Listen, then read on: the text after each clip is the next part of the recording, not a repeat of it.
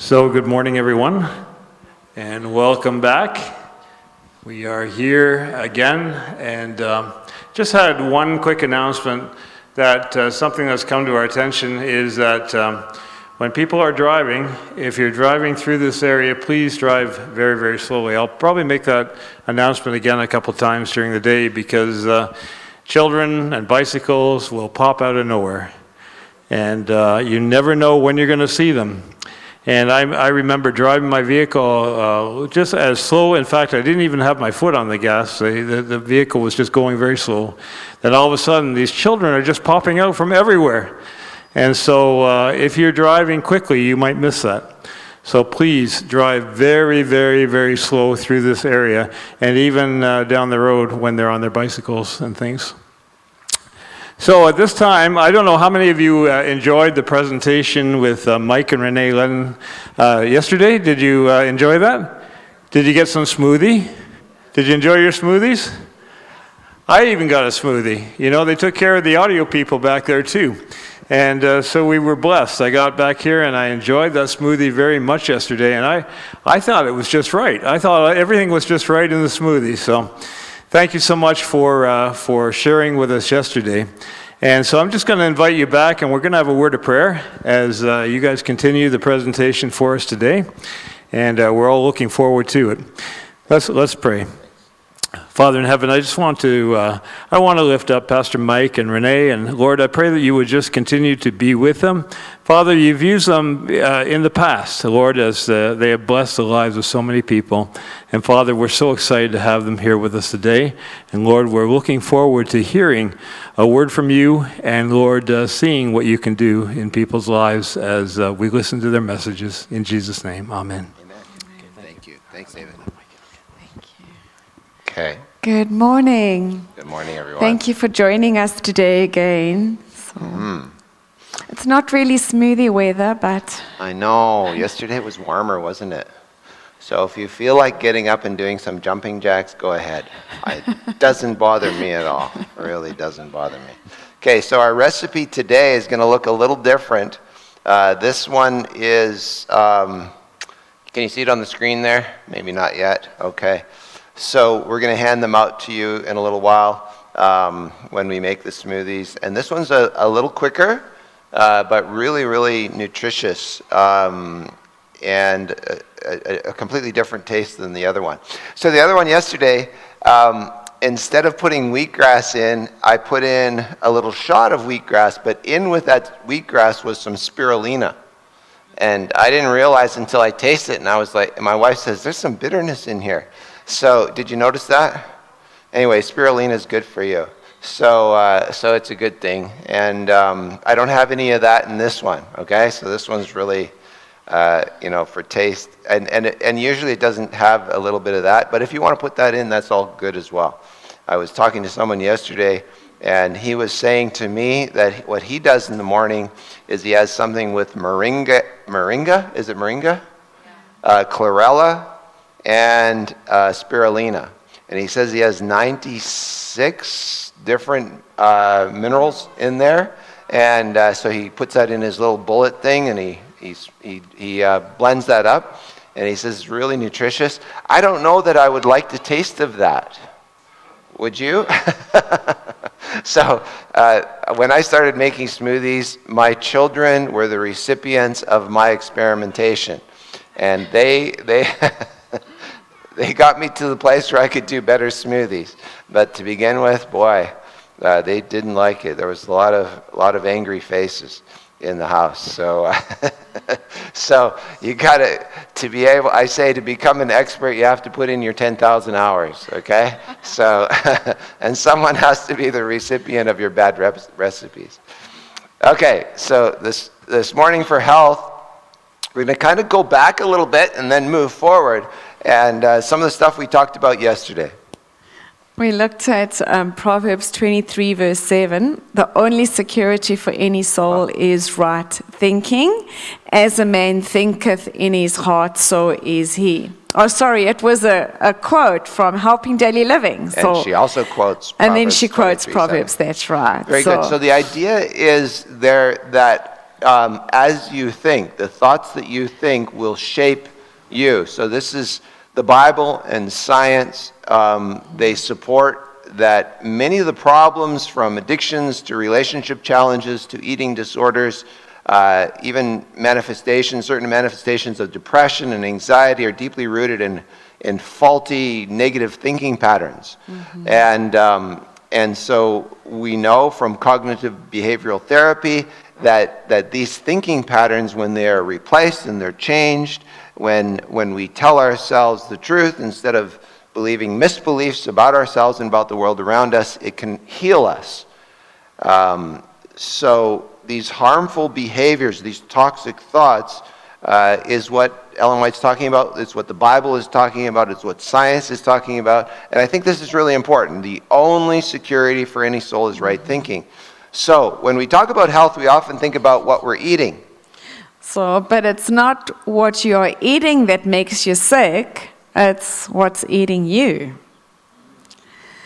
And so these is the self-talk that we have that is eating us. So what's eating you? Could it be anger, annoyance, outrage, sadness?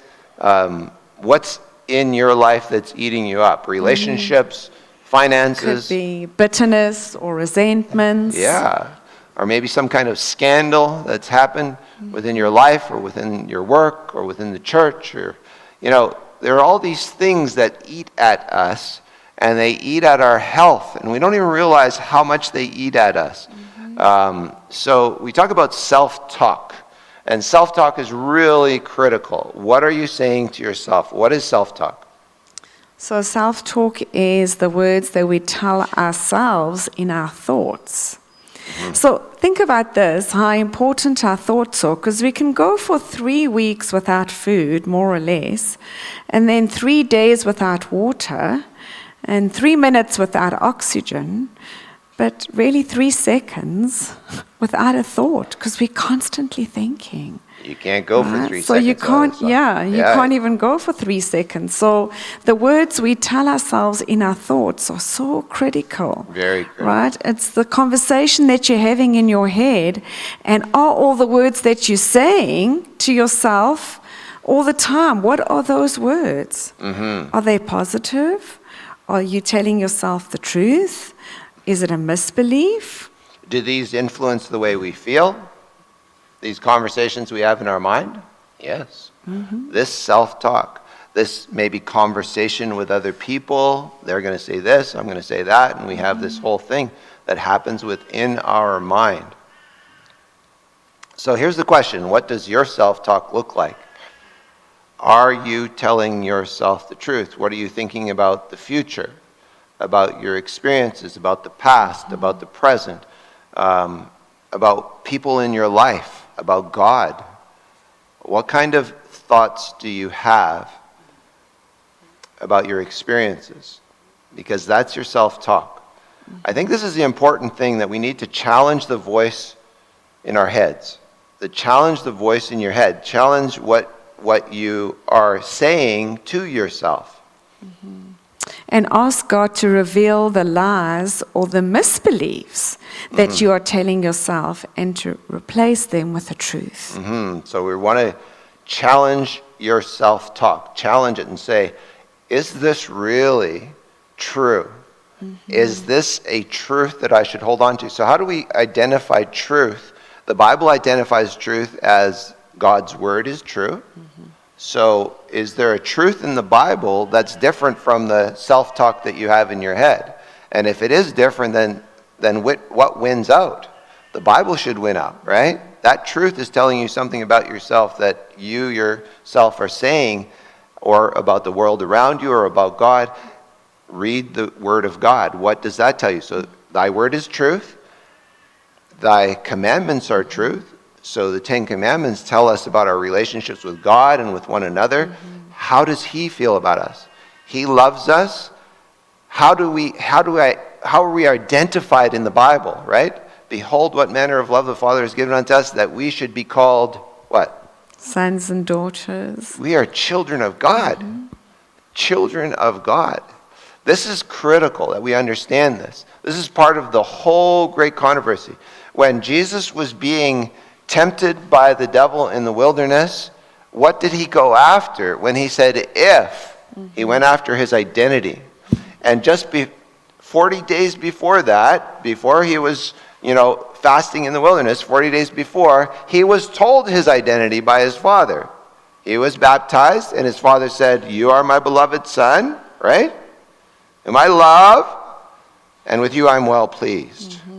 And then in Desire of Ages, Ellen White says that every believing soul, on the day of their baptism, God in heaven says the same thing about you.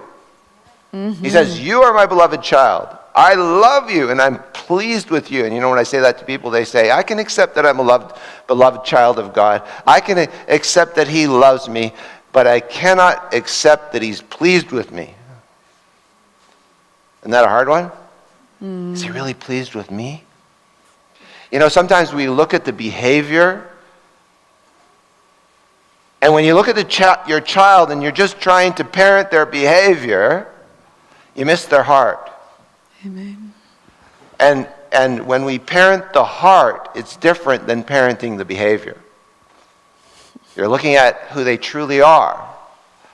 And so you want to see the heart, and God sees your heart, and he sees into you. He even saw into the heart of the demoniac who came to him, and what was coming out of his mouth and the behavior he was cutting himself, and he was shouting, taunts, and horrible things were coming out of his mouth, and that was the voice of the devils, right? Of the demons. They were coming out of his mouth, but Jesus listened to his heart, and his heart, according to Desire of Ages, was saying, "Help me. Save me," right? And Jesus listens to that, and he says, "I'm pleased with that cry. When you cry out to me, I'm pleased with you, because I will help you, I will save you." Because you can't save yourself. I can't save myself. It's impossible. It's an impossibility. And so we try with all our good works.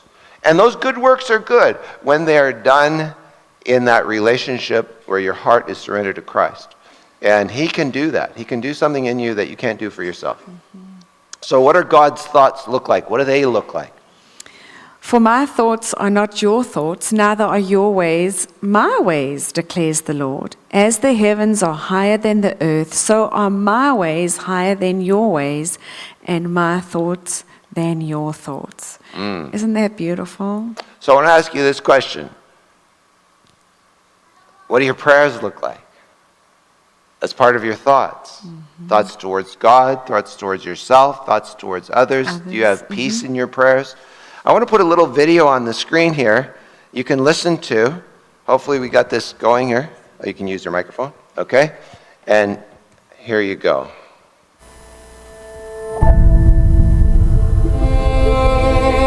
Nope, that's not it. Okay.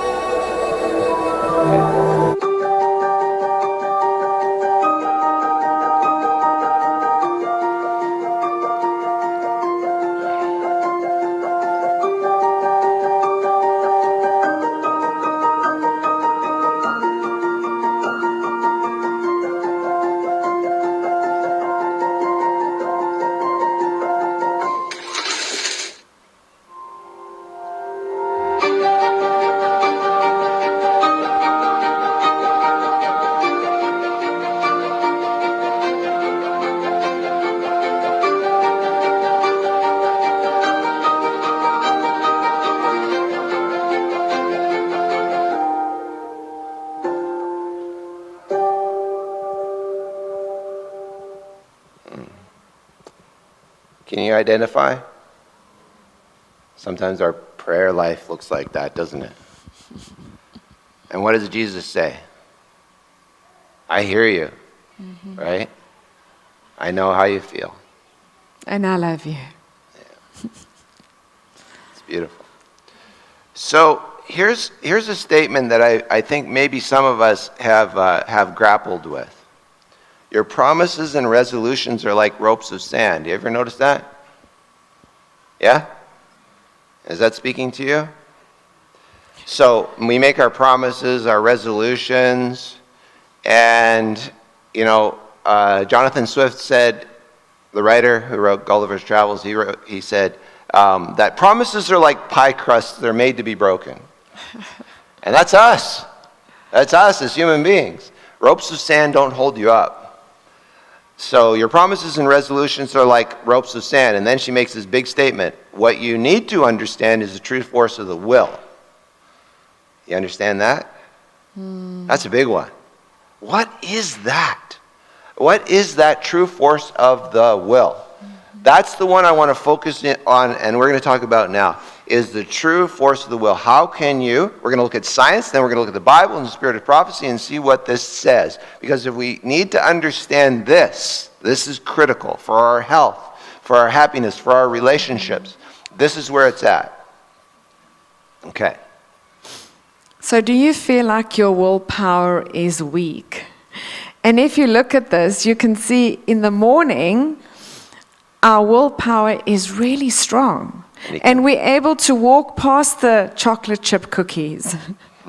But as the day progresses, and especially at night, our willpower is really low and weak. And so it's very, very hard to walk past those cookies. And so we usually just eat them, right? And especially, that's why it's at night time, when we are exhausted and when we're tired and when our willpower is low, we are going to eat that pizza late at night. Yeah. Or those chocolate chip cookies late at night. Yeah. Because your willpower does deplete as the day goes on. Yeah. And that's why you see, you kind of have these up and down, and and I don't know if you've ever seen this video of this documentary called Fat, Sick, and Nearly Dead. You ever see that? No? Okay. So you should go and watch it. It's really interesting. So this guy named Phil, well, actually this guy goes across, his name is Joe, and he goes across the United States, and he comes from Australia. And he has a certain disease where he gets this outbreak in his skin, and he has to take like a bucket of pills. And he's really overweight, and he realizes, wait, this is my fault. I did this to myself. And so he starts juicing. So he has juice everywhere he goes. And so he starts traveling across America, and he's got a juicer in his van.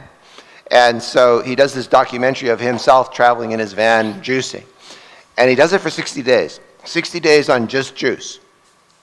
And as he stops in a little truck stop or wherever he goes, he will offer juice to anyone he sees. And he tells them what he's doing, kind of educates them. And some of the people say, I would like to try that. And so Joe, he's a businessman, and he says, if you want to try this, I'll get you a juicer, and I will pay for your juice, and you do it for at least 10 days.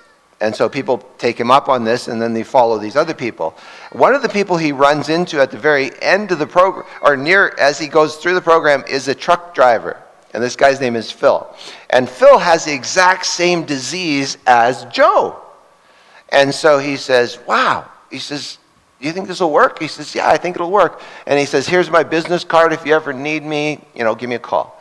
So at the end of the movie, you kind of think it's the end, and Joe goes all the way back to Australia where he lives, and he looks great, and he's got rid of all his pills, and he's just wonderful, and he's swimming in the ocean.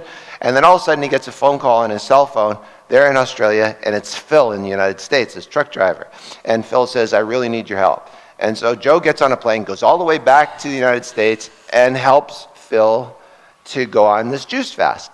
Sends him to a retreat center, and he gives him a shirt, and he says, if you can fit into this shirt, this is the goal. It's an Australian shirt. So you see Phil's journey, and he's juicing every day, and he's watching other people eating the junk food he used to eat. And he's like, oh, I have to eat this, he's drinking it and stuff. And you see his relationships change. He had divorced from his wife and all that kind of stuff, and he had to go back and make amends, and, he didn't want to see his child because he just didn't like the way he looked. And now, as you get to the end of the movie, you realize, whoa, Phil looks great. And you see him running on the road, and he's got that shirt on, and everything looks great. And so everyone's like, yay, this is great for Phil. And so it's a wonderful end of the movie. Until you get to Fat, Sick, and Nearly Dead 2. What happens to Phil? He puts it all back on again. And more. And more. So you start to realize, wait, what is happening? How come we are always we balloon out, and then we lose it, and then we balloon out, and it's like this roller coaster. What is going on here? And this is what she's talking about, the true force of the will, to understand that. So he had some really deep issues that were deep, deep inside of him. So it wasn't what he was eating that was killing him, it was what was eating him, his thoughts. And his relationship to food, his relationship to people, right? And how he was using food, and it was actually making him sick. And then you see the real transformation in Phil's life when he gets, people who help him with his emotional life, with his thought pattern and all of that. That's really what is at the core of it. And that's what we find when we do these, when we Paradise programs. So your willpower is very, very critical in this whole thing and understanding that. So I'm saying all of that to try and say, this is really important. How do we do this? Do you feel like you need some help to stop wasting time or stop spending too much money? Or do you feel like you need help to stop losing your temper, or to stop eating too much, or to stop eating the wrong foods?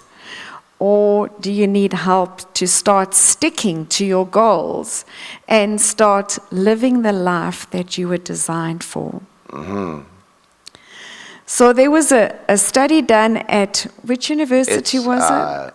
That's a good question. Stanford. Stanford. Yeah. And they came up at this university with 4 scientifically proven practices to strengthen your willpower.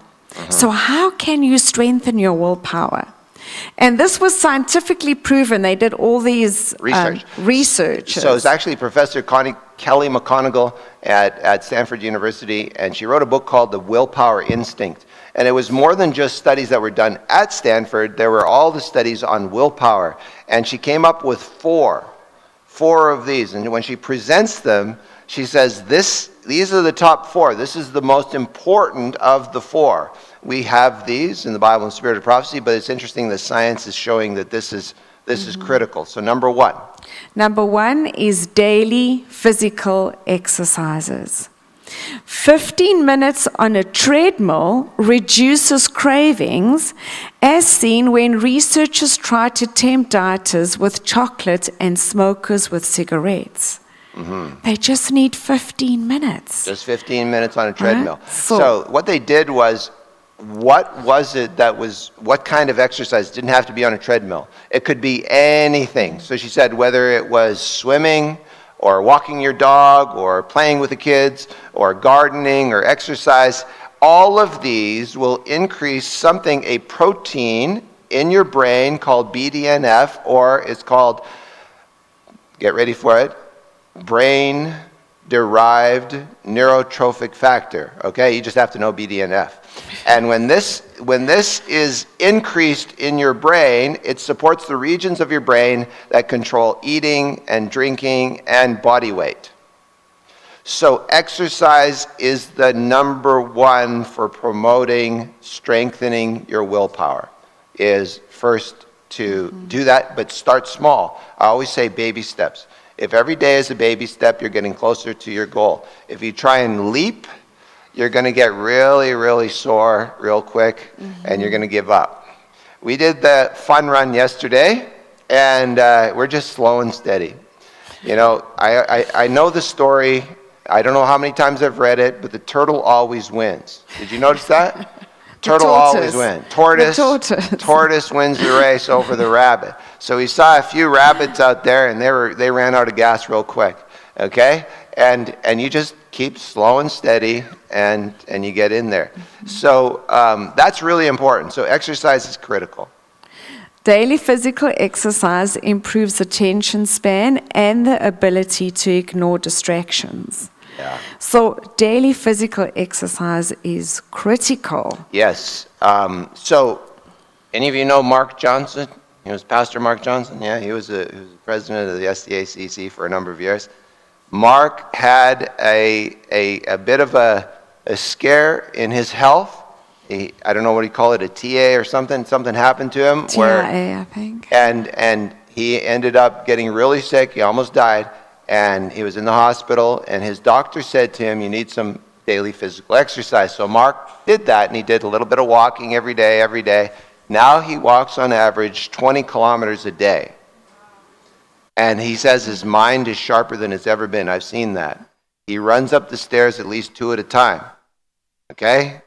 And he's doing really well. Mm-hmm. And just sharp, really sharp. He says, Mike, my mind is sharper than it's ever been. And why? Because he does that every day. And he gets up at 4 o'clock and he does his walking and he's finished, I don't know, by about 8 o'clock. And he gets a lot of work done too, because he talks to people on his phone and all that kind of stuff, right? You know what Mark's like. So busy guy. That's amazing. So it does change you. So participants who received a new gym membership reduced smoking, drinking, and caffeine intake, despite the fact that nobody had asked them to.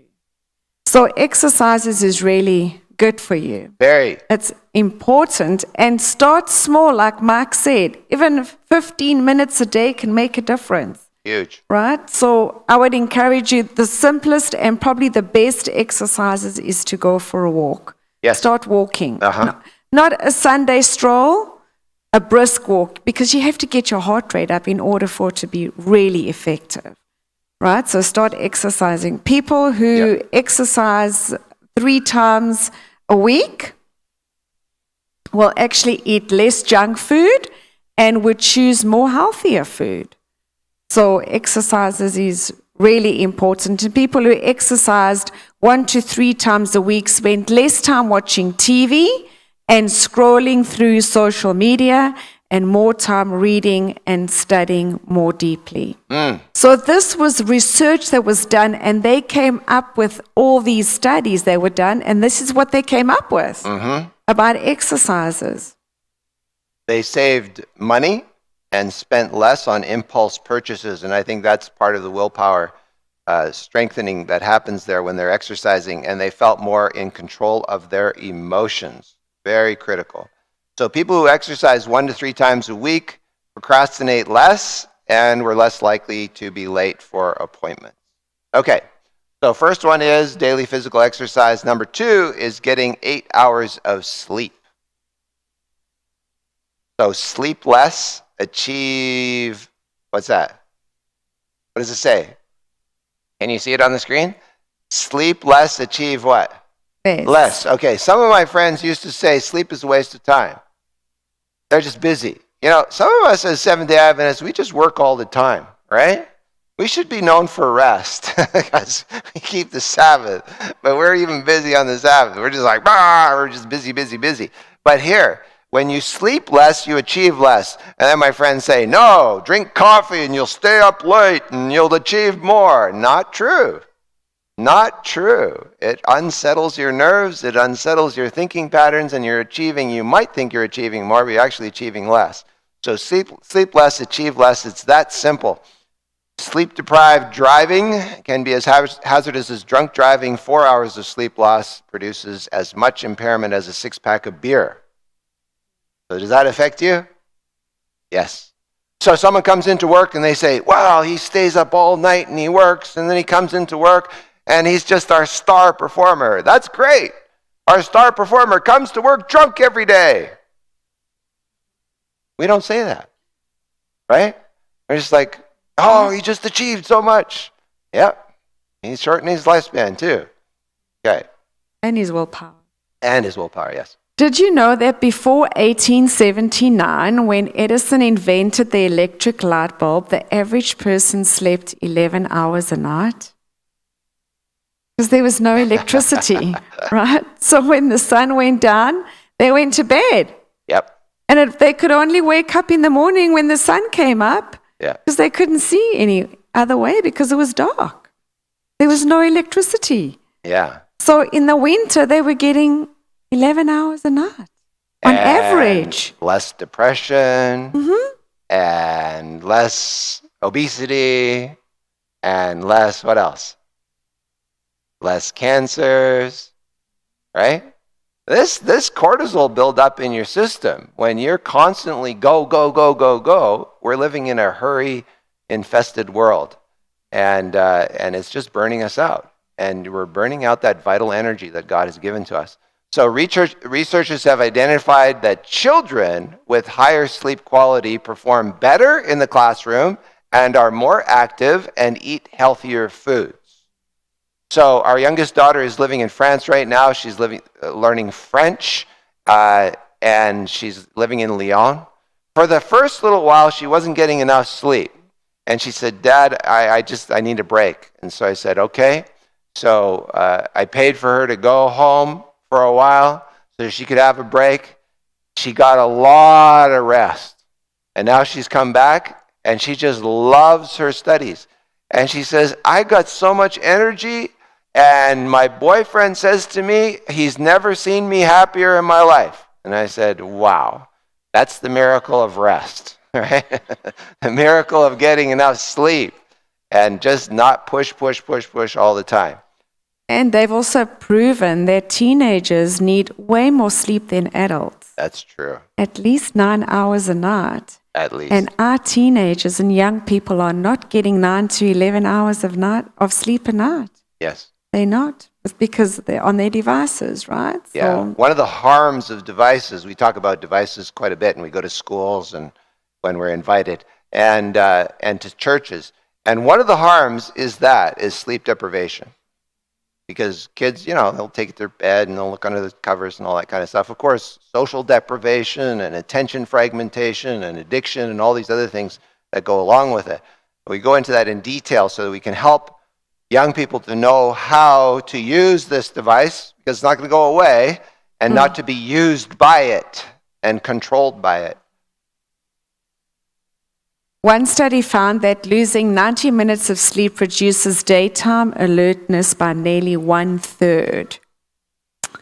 So here's the good news. Brain scans reveal that when sleep-deprived individuals get a better night's sleep, like our daughter, their brains no longer show signs of prefrontal cortex damage. That's brilliant. So you can catch up with your sleep, and sleep heals your brain and rejuvenates your body. And here's an interesting one. Some of you may have heard this. Sleep is worth far more before than after midnight. 2 hours of good sleep before 12 o'clock is worth more than 4 hours after 12 o'clock. Yeah. That's so after midnight. So it's important to get to bed before midnight So and not after midnight. What do you think the biggest impediment is for people staying up late? I mean, for getting enough sleep and getting to bed early. What's that? The TV, yes. Yes. It's actually just screens. Yes. Screens of any kind, because that light in your eyes prevents melatonin production, okay? So one of the biggest impediments to sleep is what you do in the hour before you go to bed. More than 90% of people with sleep problems admitted to using electronic communications in the hour before bedtime. So I always ask this question. When I want to scroll through my phone at night, I say, what do I want to feel like the next day? And then I say, take that phone. I literally turn my phone off. I know that sounds weird, but I do. I turn it off and I put it out of sight, in another place. Why? Because I know the temptation is great. And so I want to be able to make that decision. And when I see young people making those decisions, when they're educated and they start realizing, young people, I'm talking about teenagers, we're talking at the youth division every single night, and we see good decisions being made by these young people, and it's really beautiful to watch and see how Christ can transform the mind. So also use bright light to stay alert during the day. dim your lights in the evening and then block all light in your bedrooms at night. Okay, so first one that we said for improving your willpower is daily. Physical exercises. And number 2, Getting enough sleep. getting enough sleep. 8 hours. So this is critical because people will say, but I can't sleep at night. Well, are you getting enough exercise during the day? Are you being active during the day? And if you wake up tired, make sure you get outside in the fresh air. Make sure you do these things. And you say, well, I don't have time to do that. Well, then you don't have time to be healthy. You actually will achieve more if you can reset. It's an important thing. And if you need to kind of take those steps towards that, I know for a while I had a hard time with sleep as well. And then I just said, when I go out and I exercise and I do a run like I did yesterday, I sleep way better at night. So getting that exercise is really good for you. And you don't have to do what I do, okay? Just do that little bit, baby steps, and you get stronger and stronger as you go along. So number 3. Number 3 is eating plant-based food. This improves cerebral development and cognitive function. That means the mind is sharper, clearer, and more able to deal with tough choices, like getting to bed on time. Okay, so Kelly McGonigal says that this is the number one of the 4 that everyone says, I don't want to do that, right? I don't want to do that. I don't want to do the eating plant-based food. And she says, that's your choice. This is all a choice. But she says, if you don't, the research tells us that this will improve your willpower. And that was hard. It was a hard thing for me because I didn't grow up in an Adventist home. My wife didn't either. And so when we ate, we had, big plate of, big piece of meat and a little bit of vegetables. And eventually when we learned about it, we took one piece of meat instead of all of us having a piece of meat on our plate, and one piece of meat, and we chopped it up and put it in a stir fry, and we started with that, and slowly, eventually, the meat fell off the plate, and we just turned to a better way of eating. But that is like, it changes your taste buds. It also changes your ability to cook, and you get better at it. So Boston University School of Medicine researchers have found that eating more plant-based foods such as berries and green leafy vegetables lowers your risk of cognitive decline. Consuming animal products clouds the mind and dulls the sense, leading to brain fog and impaired judgment. And this was all research. This is all research-based. Yeah, it's not us banging it up. So if you take a look at all of these things on willpower, and it's coming out in the science, and it's showing us this is true. So what was number 1? Daily.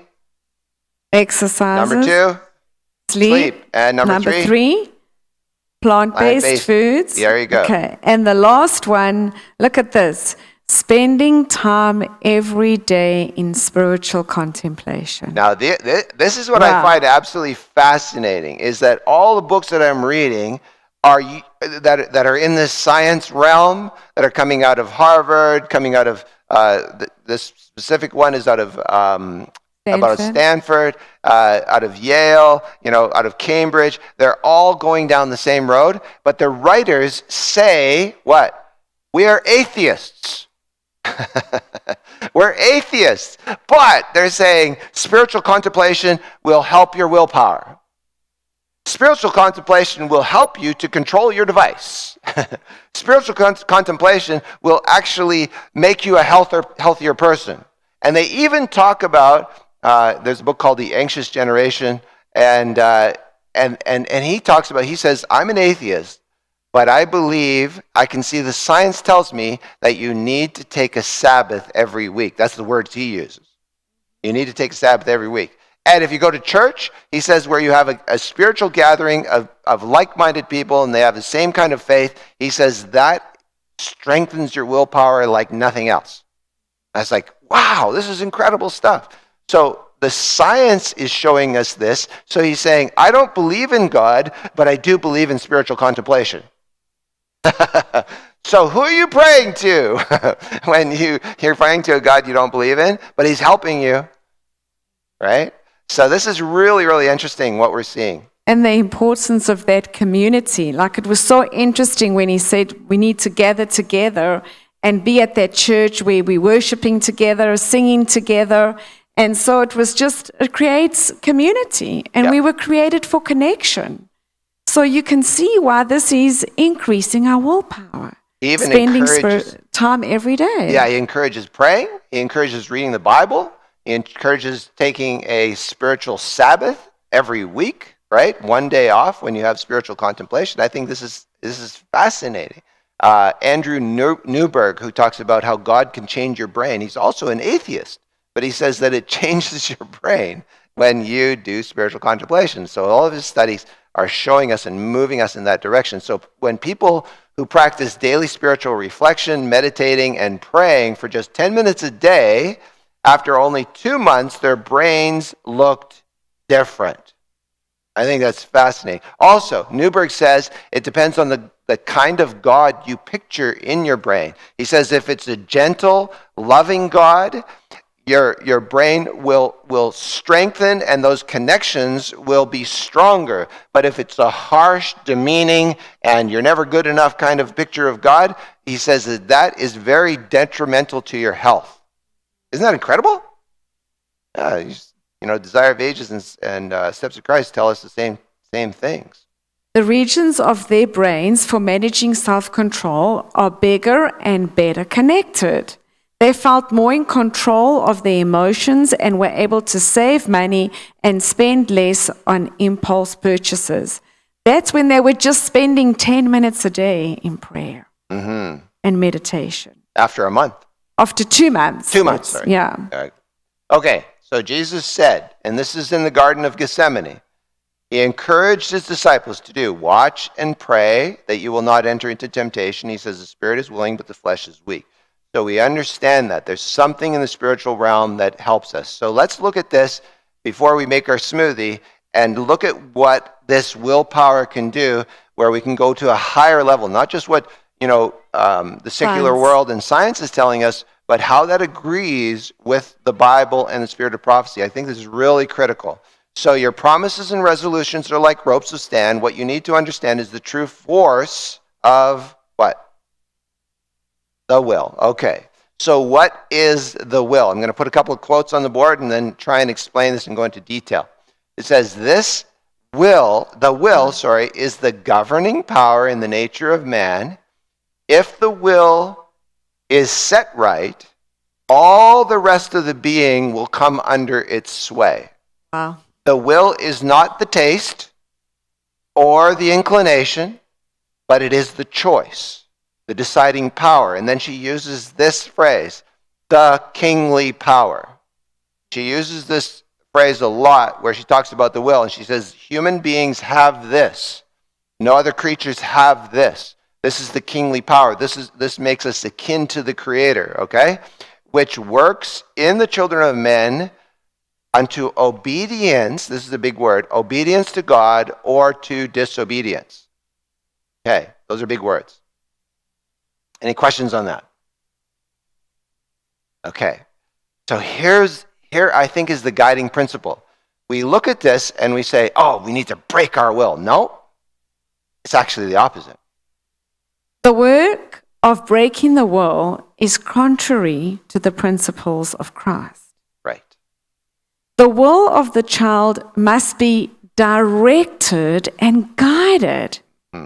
Save all the strength of the will, for the human being needs it all, but give it proper direction. Treat it wisely and tenderly as a sacred treasure. Do not hammer it in pieces, but by precept and true example, wisely fashion and mold it until the child comes to years of responsibility. That is beautiful. So if you see a rose, the best way to get a rose to open up is to use a hammer, right? Yes or no? No. What's the best way to get a rose to open up? Water and what else? sunshine. Sunshine, right? All of those things. That's the softness, the gentleness. And so she talks here about tenderly, right? Sacred treasure. So we don't want to lose the will. We don't want to hammer the will. We don't want to break the Break will. the will. No. You want to guide it gently, gently. This is the word that she keeps using over and over again. You read in the Spirit of Prophecy in the especially child guidance is gentleness. We need gentleness in the home, not harshness, but gentleness. So let's take a look at this kingly power, and see this kingly power called the will.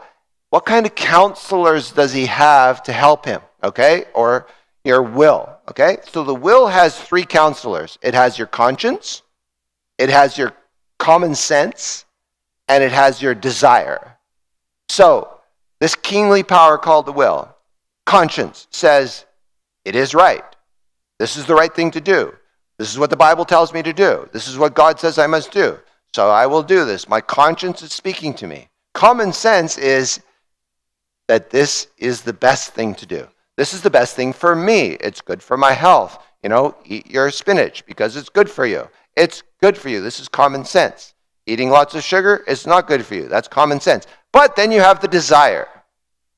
And the desire is, do I want it? I want this. So which of these 3 usually wins out?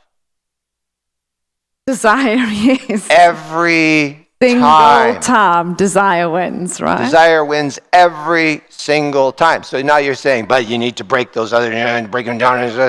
No, you change the desire. No. Not hammer, right? We're not using a crowbar here. We're using gentleness. So how do we move things?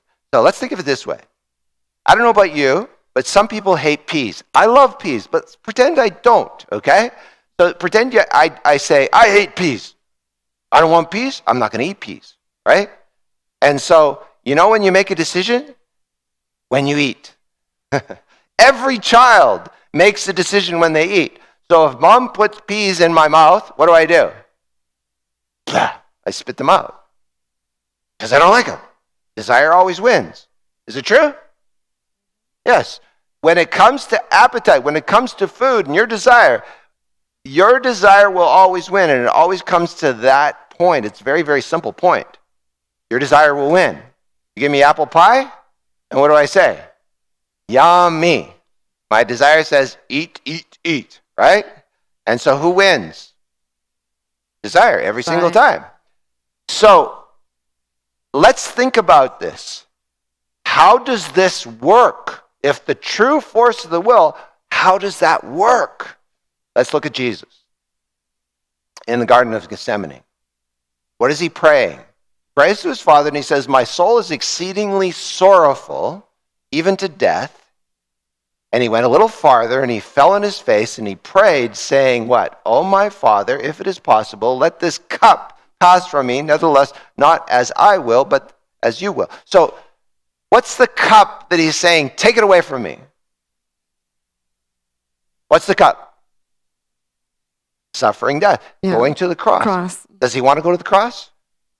Is he skipping and jumping to the cross? And he says, my desire is to go to the cross. No, he's saying my desire is not to go to the cross. He's saying, Father, take it away from me. He's saying, this is peas. I don't want it.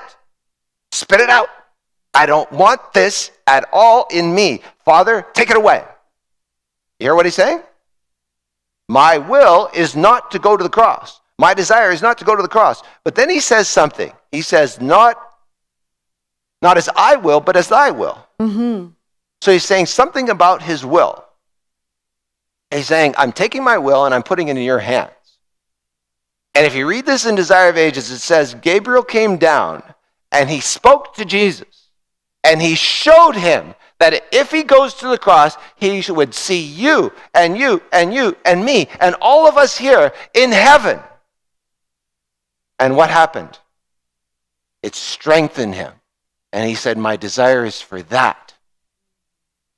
I want you in heaven. And the Bible says it this way in Hebrews.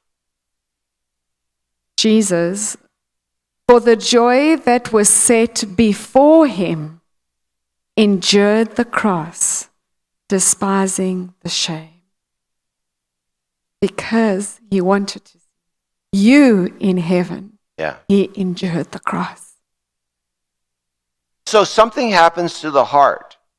There's heart surgery, right? And when God does heart surgery on us, it changes us. It changes our desire, right? My desire becomes his desire. And I see a bigger picture. I see this God who is all wise. And I see his all love for me. And I see his all power. And I want that.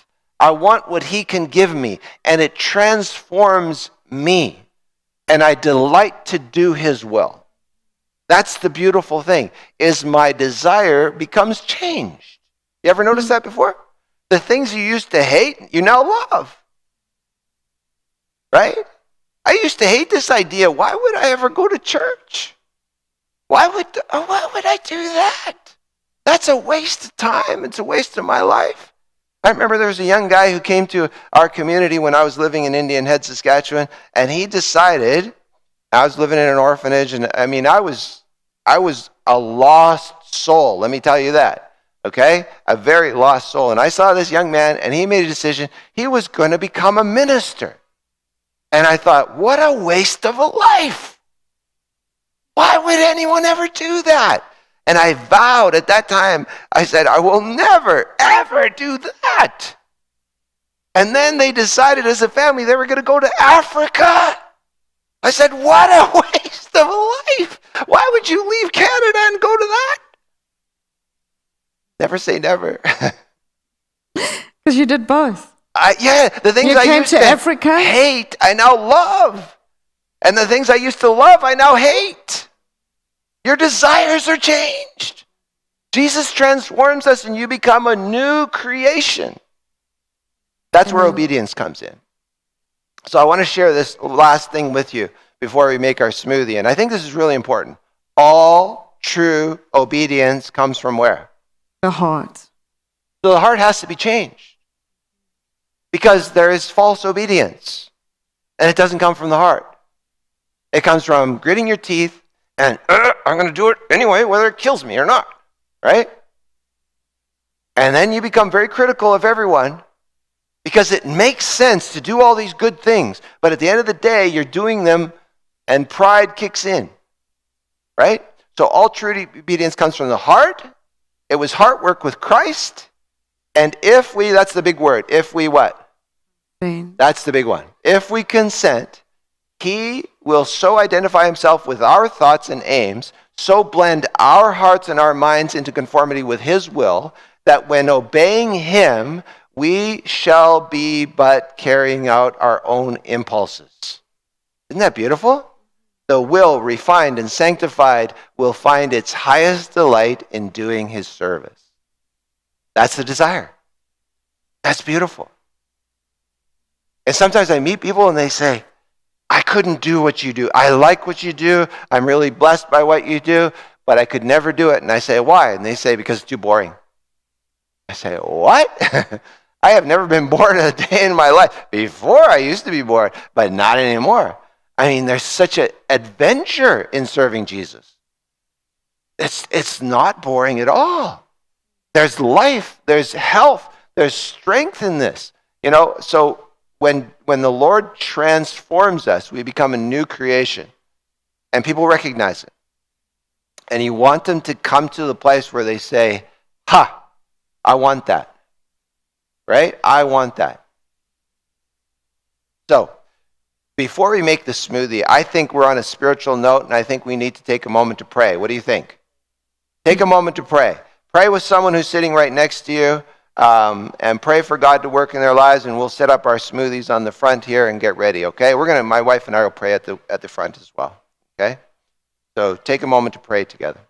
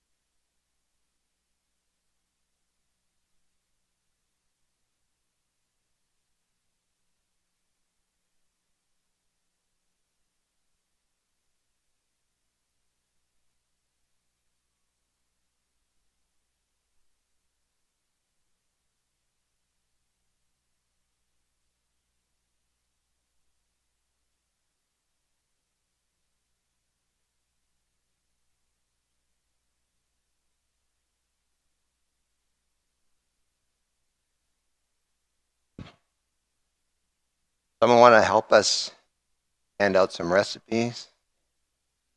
What's your name? Auburn. Thank you very much, Auburn. Oh, thank you.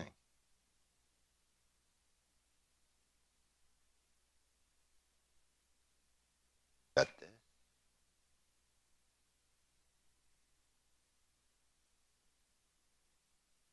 Um,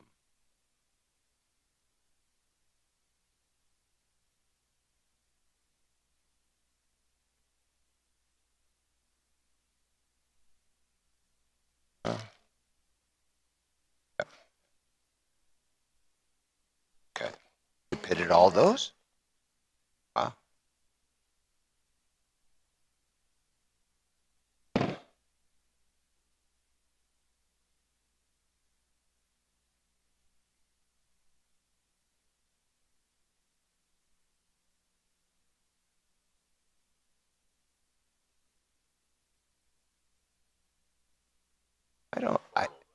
Yeah, no, I've never. You have to talk to a doctor.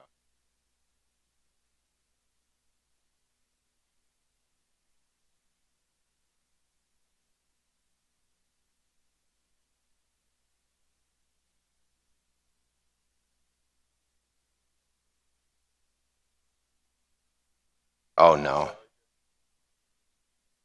Yeah, that's good. You're definitely not getting too much. Yeah.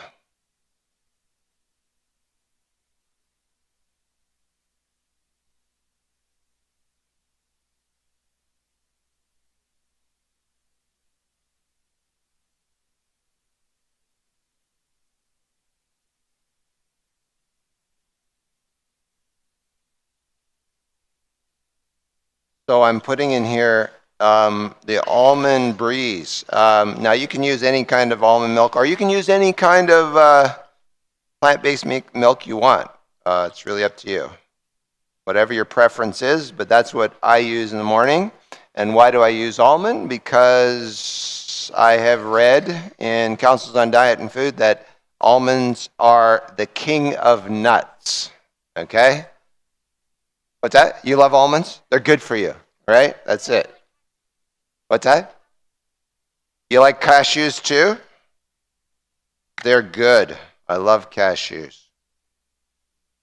So we've got this again. This is your coconut whipping cream. So it's Chaw's Organic Coconut Whipping Cream. And it's there on the, yeah, we're up there. So you've got it on your recipe, right? So this is the pink can, and you can get, oh, by the way, if you want to order any of this stuff, you can order it online from a place called Healthy Planet.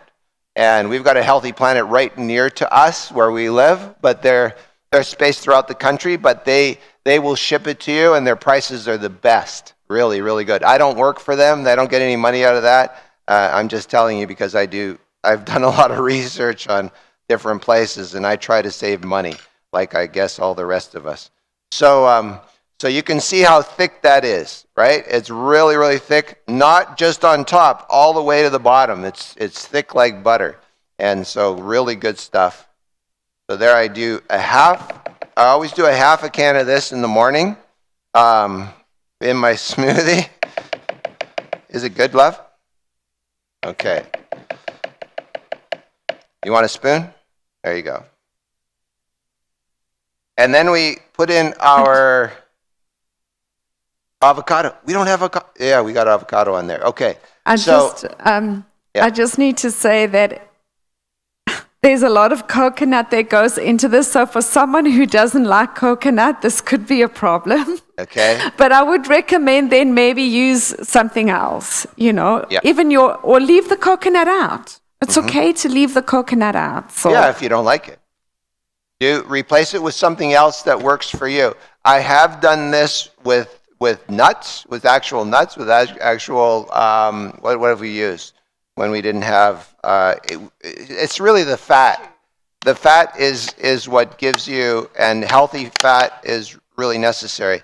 And so I've used cashews, I've even used almond nuts, and so these are these pitted? Okay, so these are pitted dates. There we go. How many dates am I supposed to put in here, does it say? 3 to 5. Okay. So I'll put in the 3. There we go. And what else am I supposed to put in there? Oh, the powder. So this powder is the Garden of Life all-in-one. It's not a protein powder, it's an all-in-one. And the other one that's on there, or you could use, and what I've started using lately, is a Canadian brand, and it's called Veggie Day. And I find the Veggie Day actually, it's a change in flavor because I kind of got used to this one. I used to use Vega, and Vega was really, you know Vega?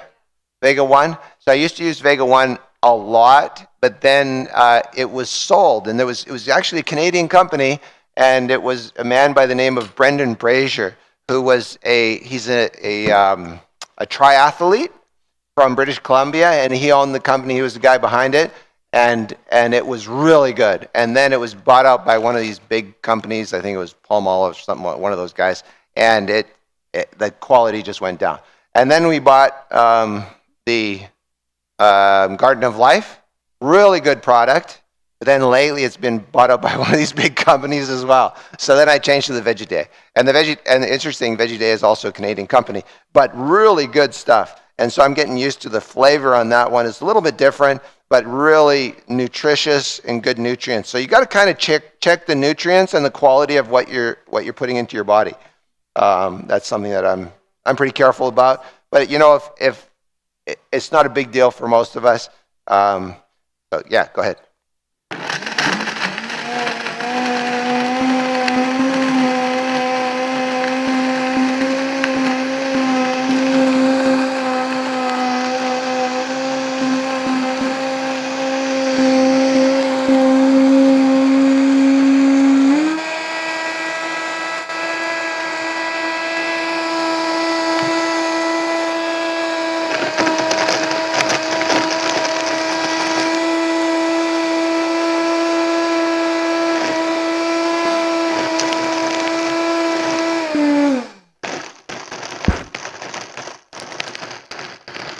So, oh, by the way, we have, did you put ginger in yours already? Okay. Okay. So, go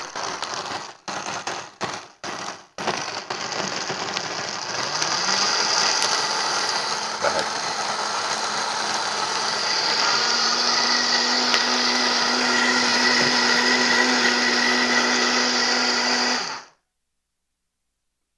So we throw in some ginger. I know some of you like ginger more than others, so I try not to overdo it.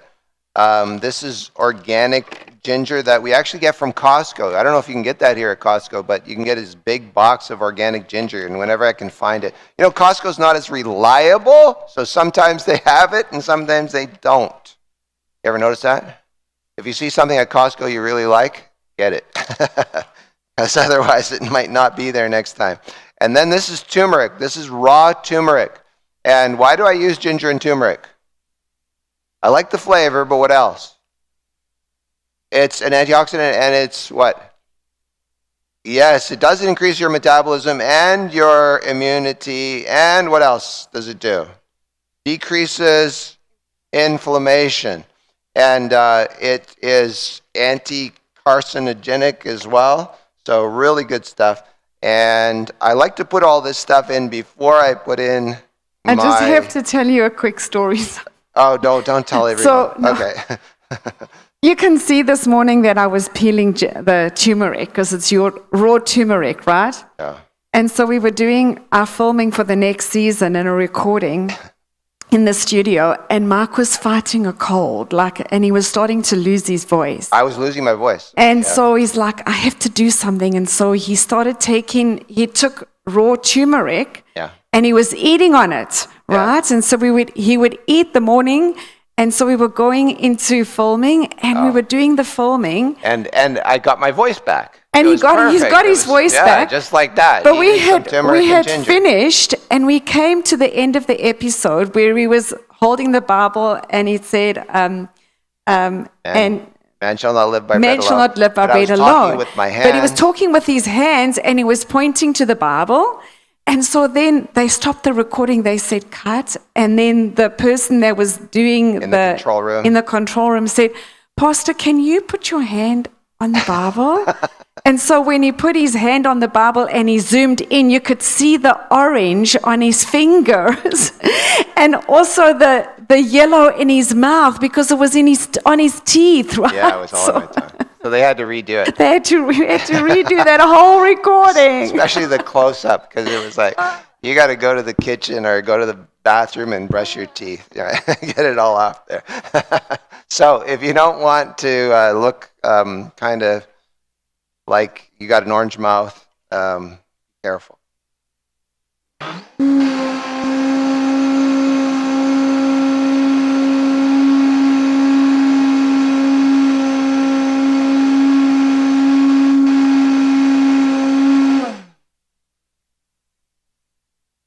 So who does the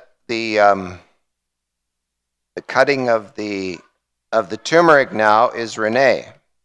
So every morning she cuts up the turmeric, but she puts gloves on. That helps. You didn't bring them with this time, so you got it all over your hands. You can buy raw turmeric, good question, from Superstore. Go in the organic section. And we also can buy it at Sobeys. We've bought it there before. And what's another store? Save on Foods.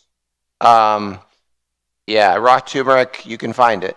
And try and find, it's so, I've found really healthy stuff. Before when I used to find it like little tiny ones and I was like, oh, I got raw turmeric, this is great. But then you find, whoa, there's some good stuff out there too. So I try and find the best I can. Yeah.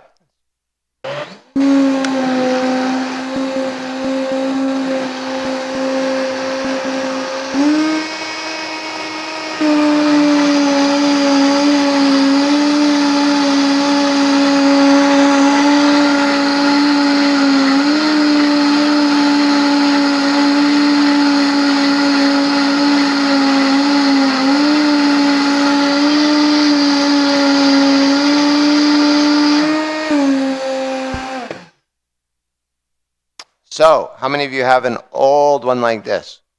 Yeah? Any of you? Okay, those are really good. They don't stop. They just keep going. Until you do what I do, and I overdid it. I'll tell you what I did, so you don't do it.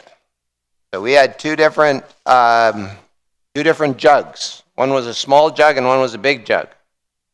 But we only had one tamper, and it was for the big jug. Okay, you know what I did?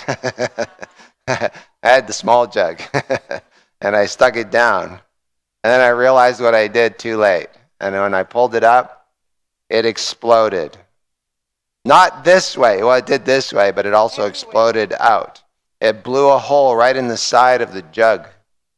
And even the company, they said that, I'm lucky I'm still alive. These things are pretty strong. It's like a bomb. So my wife took a picture of it, and there was this massive hole in the side of this jug. So we had smoothie everywhere. Every now and then we kind of see some of it on the roof somewhere, Like it went everywhere. So we did some cleaning.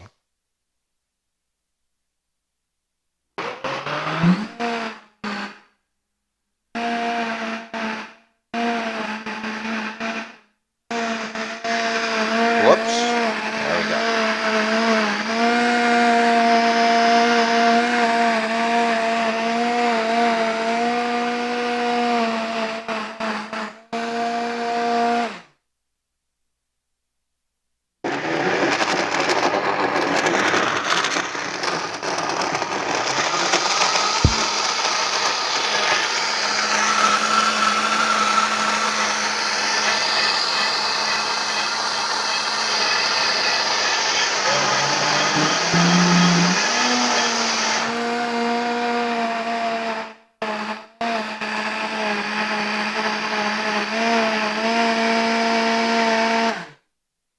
Put a little bit more banana, is that okay?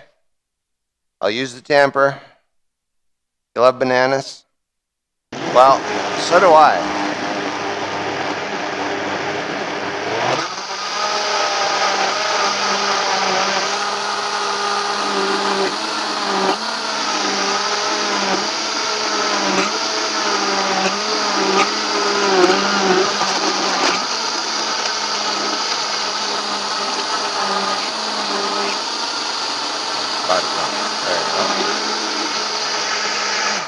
Okay. I think this is.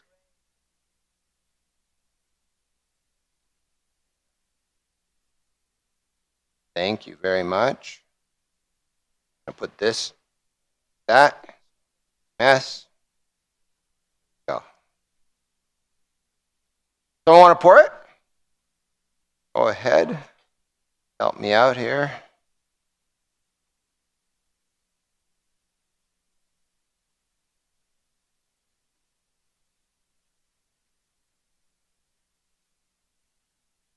I'm not pouring. I'm going to ask someone else to because my hands are all sticky. There you go. What's that? This is the chocolate one. So that's the flavor that's on that. This is a, what's it called? It's Garden of Life. Okay, it's the Garden of Life one that was on there. Yeah. Or on your recipes.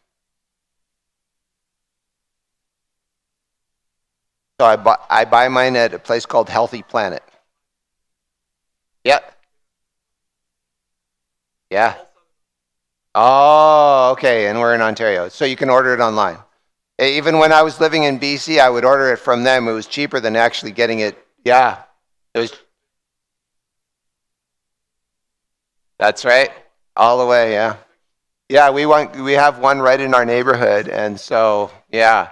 But I was amazed because I used to order it when we lived in BC, and yeah, it was cheaper to buy it there than it was for me to buy it, and I could source everything I wanted from them. Yeah. Yeah, exactly. Green-minded people. Sorry. Yeah, no, I'm walking into you. Sorry. We'll make more. We got more ingredients. These are. That's the flavor. Yep. Got all kinds of other stuff in it, so you're going to taste. And if you're a real, you want the cacao powder, the raw cacao, sometimes I put in some of that, yeah. So you can play with your recipe according to your taste. Or if you do carob, that's also good. So whatever works for you. If I can get people moving in the direction of plant-based eating, all the other little idiosyncrasies you can figure out as you go along. Okay. I got another one right here. Yep.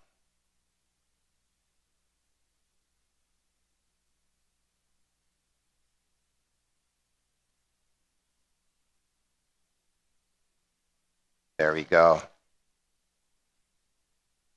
How's that? Okay. So we'll get the next round. I'll do less talking and more working here.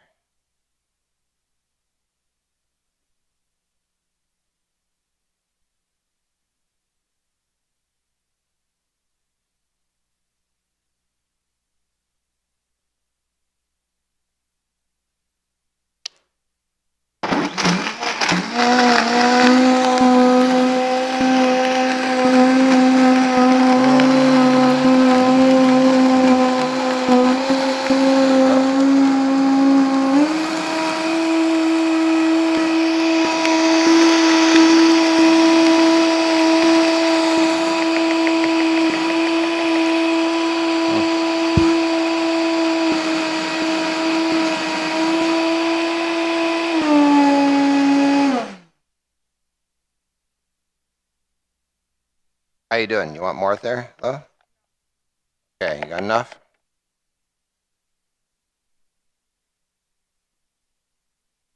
So here's the key.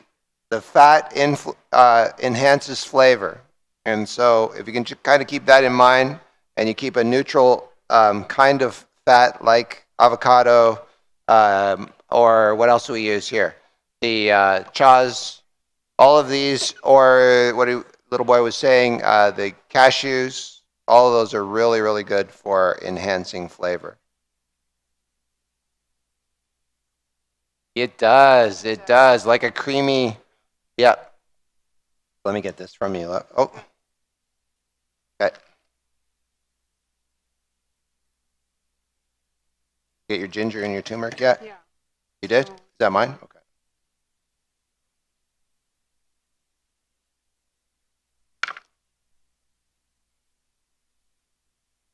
Yeah, this is a big Vitamix, and so I'm putting a little bit more in. Do I always stick to the recipe? No. So they might taste a little bit different. Go ahead.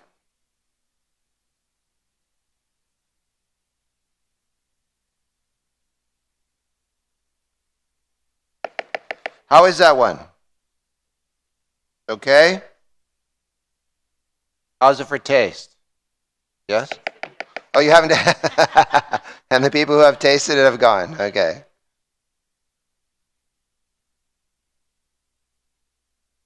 What time is lunch? Is it 12:30? All right. Close.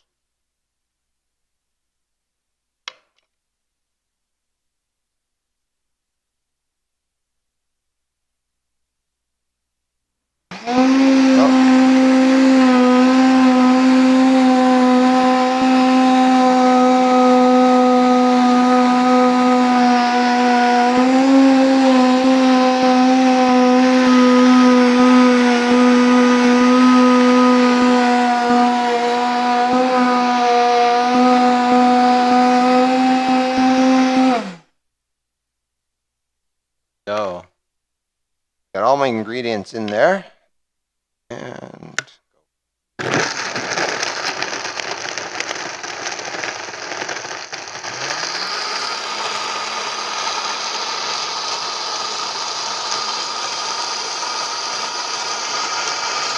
what did you need?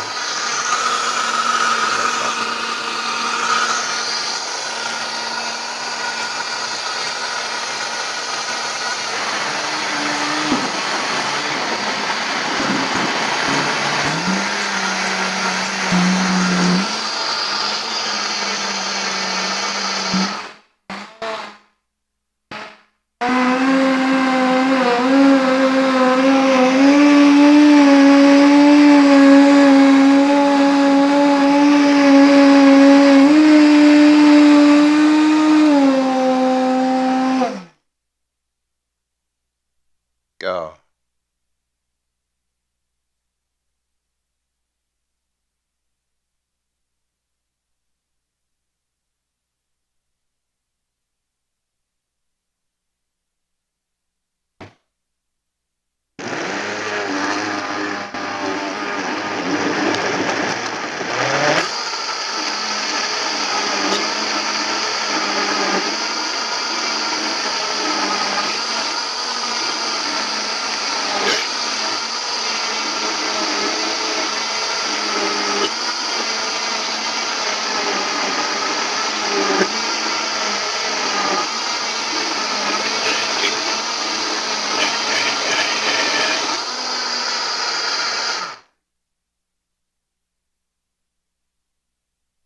So, there we go.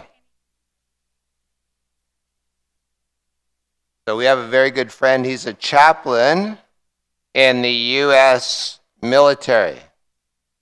And he has on top of his Vitamix these big head muffs for his ears. And he puts them on the Vitamix, and then he takes them and puts them on his ears because he fills it right up to the top. And he runs it until it burns out every single time. And then he puts it in the fridge and it cools down. So he just says that's the way the Vitamix works best for him. I try to avoid that, but you know, some of us like to push our machines a little further than they should be pushed. Go. Thank you for helping. Let's go get some more glasses here.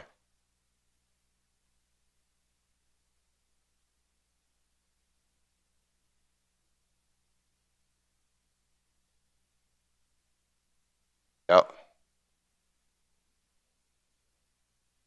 Nancy, thank you. Really good at this. Yeah, you can put a little bit more than that. There you go. Yeah. Yeah, keep it going. Keep it going. Yeah, no, you can do lots there. Yeah, there's people waiting. Yeah, yeah, fill it up. Yeah.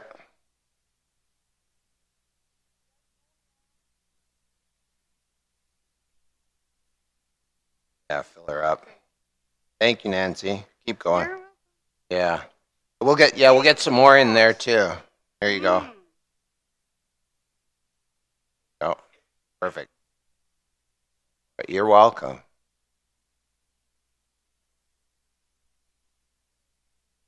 Oh, come on, folks, come and get some more if you want some. Please feel welcome to come up and feel free. Oh, you can put more in there. Yeah, go ahead. Not many more people. No. No. Put a little bit more.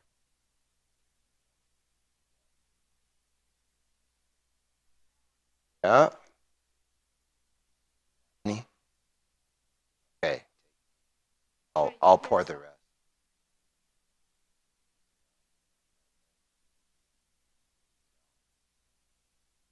Yeah.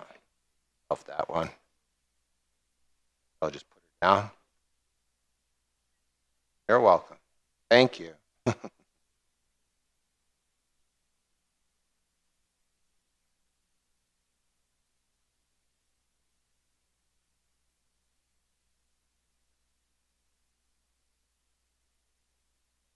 More? Oh. Come and take. Yes. There's some people out there who are shy. I'll go and find you. Did you guys get some? You got some? There. Hey, Spencer, you want some? You don't want any? Okay. Back there? Okay. Good, good.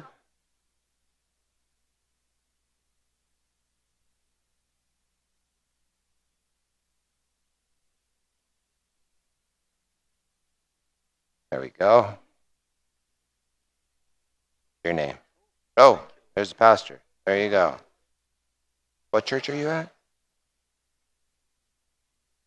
Right. Did you guys get some? You got? Yeah. Go ahead, Horrible. Yeah, you're welcome.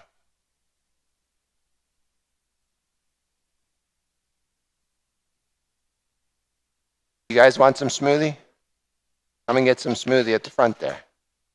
Yeah, come and get. If there's some left, you're very welcome. Have we got any more left? I'm going to have to make some for these guys. Guys, I'll make some for you.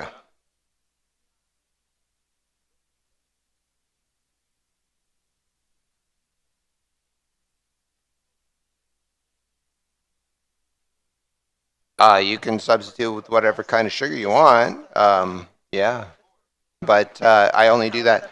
Stick around here, guys. We'll make you one.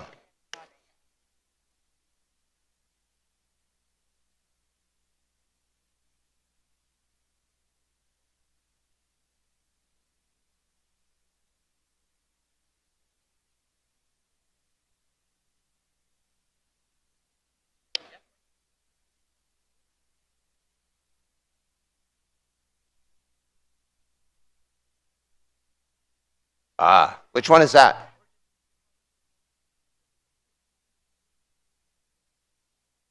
Why is that?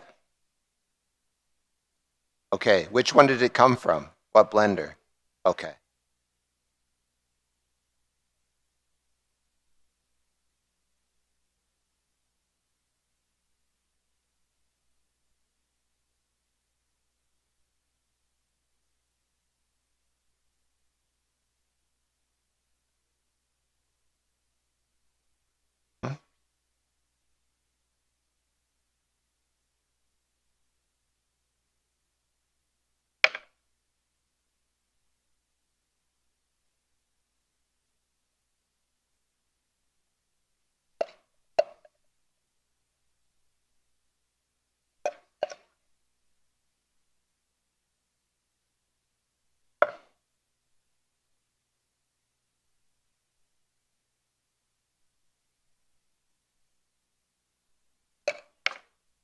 Yes. I do. No, it's more liquidy. Yep. Yes. Yes. Yeah. No, it's because you put it in the fridge. That's what does it to it. Yeah, I didn't even know. And then I put it in the fridge and it was like, whoa, this is really nice. So it's just like experimenting, right? You can try whatever works.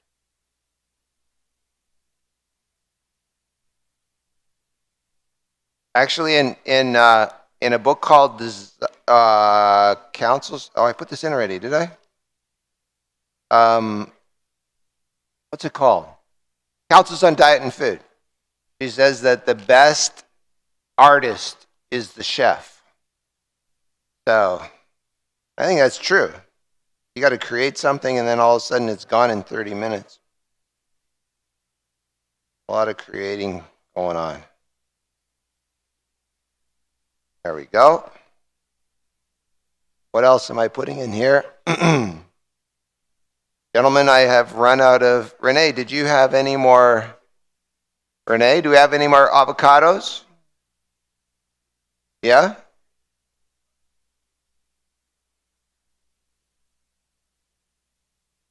I'm making these gentlemen on the front row a smoothie. Yes, thank you.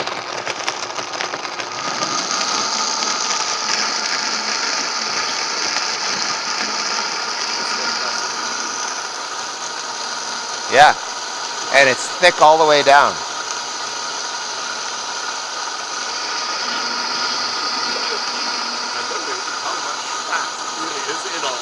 Correct. Yeah. Right? Yeah, and that's why I think it lasts so long, right? Like it lasts me until, if I have this in the morning at, 7:30, 8 o'clock, and then by 9, or by 3, I have my next meal. Same, but you have to put it in the fridge to get that thickness, right? Yeah, you can order that online at Healthy Planet. Yo. Did I get everything else? Not the bananas yet. Getting there. No. Let's do this.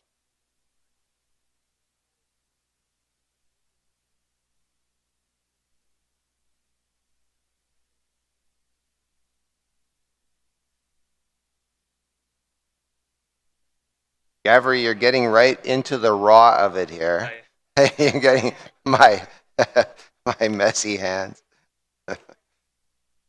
Yeah, right up in close. I'm gonna look like Jamie Oliver here at this kitchen. Okay. And our last one would be the bananas. Go. Almost there. No, I don't. Okay.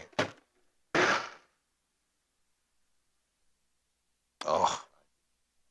Okay.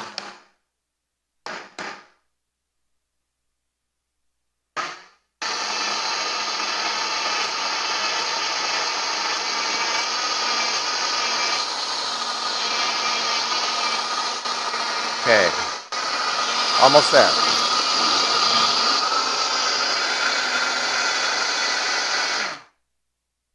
Young guys are waiting over here patiently. Copy. Off.